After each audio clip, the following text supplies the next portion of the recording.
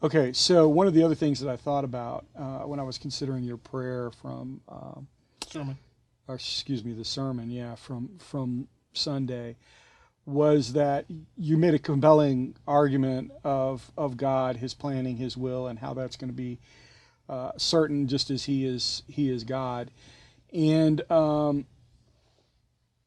yet it struck me that if you don't say more than that, you could be left with a tyrant on your hands, and especially in bad times, maybe you think God is a little tyrannical to have people go through the things that people are going through now and that sort of thing.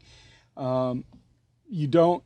There needs to be something else said into, as God describes Himself in different ways, other than He is all powerful, all planning, all encompassing, His sovereignty and all that, which is obviously the right thing to say.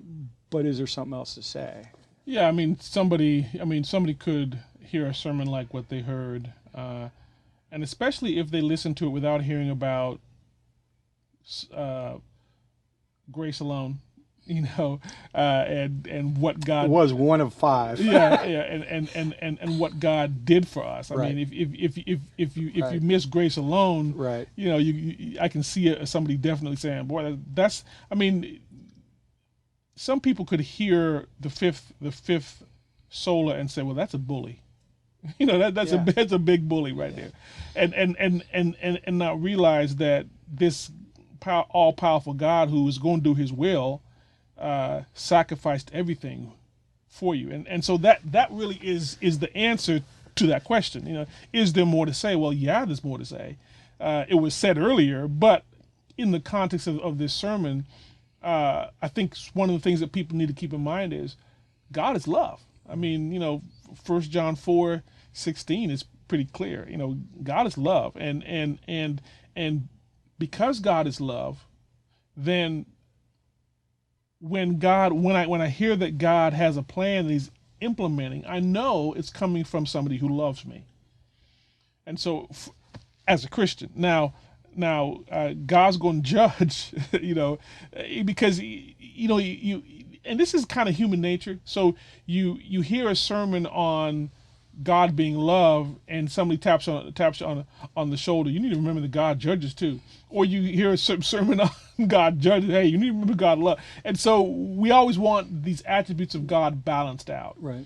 And that's really, Which is, I mean, He's unified, and Yes. so He is balanced, not like this, but He is perfect love at the same time He's the perfect judge, and so there is a God being simple and totally unified in and of Himself, that you don't get when you sort of pull out one attribute and focus on it.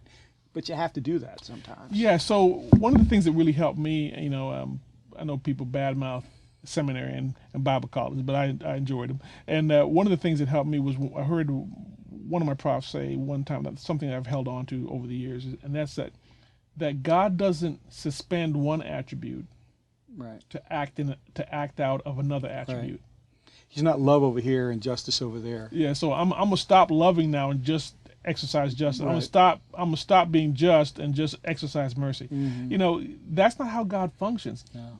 God is who He is in His essence all the time, Mm-hmm. and so whenever He acts, He's acting out of who He is. Right. And so this struggle that we have is really not a struggle that God has, which is why the Bible does not feel any pressure in discussing the love of God to add a caveat.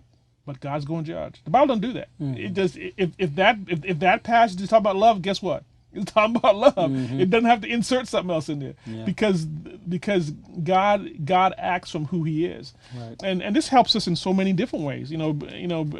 Because we want to get into, well, is it the sovereign will of God, or is man free? All of those are human takes on realities that the Bible just doesn't give any bother with.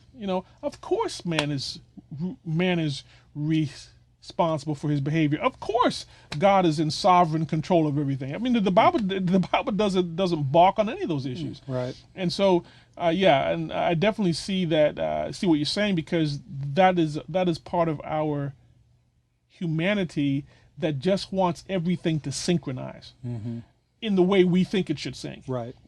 Rather than understanding that God is a whole being and he expresses himself from his whole being. And he's perfect in all of that. And he's perfect. He's perfect his justice love, is his perfect justice. All of that's perfect. He's perfectly sovereign. He's right. perfectly free. He's perfectly everything. So let me take it from another angle, the way you preached on Sunday. What if I walked away and I'm just suspicious of somebody who has all that power and planning, and you've minimized my effectiveness as a person, that I'm never going to get away from the will of God? And aren't we kind of suspicious of God when we hear sovereignty sometimes? Yeah, absolutely. Some people won't say that, but you have to believe that behind it is. I mean, I know for sure you couldn't trust me with the kind of power he has. Oh no, you should be suspicious of that. And I think we kind of transfer that. Like, who would I trust with that kind of power and ability and planning and all that kind of thing? Exactly. But I think of a baby, and we don't like to picture ourselves as a baby, but that baby just entrusts themselves to their mom completely. I mean, there's no, I mean, they will jump off of a chair to get to their mom, just expecting that she's going to be there to catch her. I mean, it's complete and absolute trust, which is somewhat why Christ pulls in the child as an illustration. But yes, so you're absolutely right in that we have a tendency, particularly in America, to be suspicious. Well, I think not just America. I think human nature has a tendency to be suspicious about power and the accumulation of all power.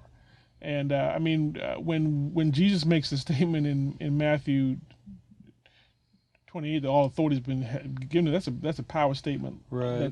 That has universal implications. Sure.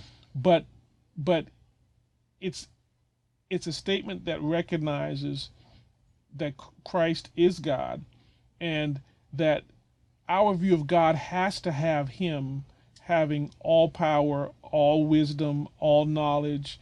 That if we begin limiting God, if we begin painting God in terms that we can grasp or that we're comfortable with, then we get into the issue of idol worship, because the God that we're worshiping is not the God that's presented in the Bible. Right. It's really the God of our imagination. Right. What I think is a sensible God. Yeah. It's a God that makes sense to me.